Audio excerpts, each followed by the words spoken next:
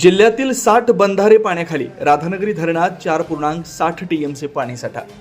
जिल्ह्यातील राधानगरी धरणात 4.60 टीएमसी पाणीसाठा आहे।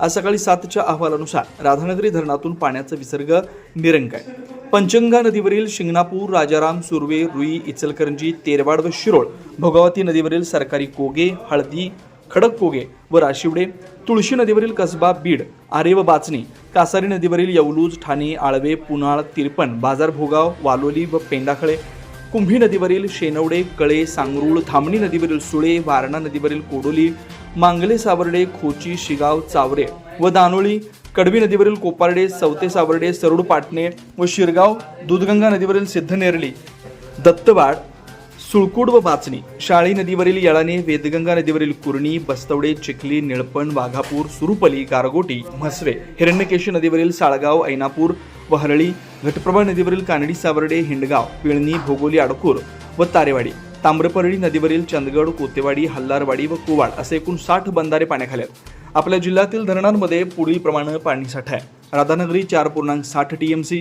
तुळशी 1.82 टीएमसी, वारणा 17.88, दूधगंगा 6.28, कासारी 1.31, Kadvi 1.23, Kumbhi 1.28, Patgaon 1.66, Chikotra 0.56 TMC, Chitri 0.89, Jangamhatti 0.70, Ghataprabha 1.56 TMC, Jambhare 0.7, Ambeohol 0.88 TMC, Sarfnala 0.55, Dhamani 1.29, Kode लपा 0.21 टीएमसी इतका पाणीसाठा आहे।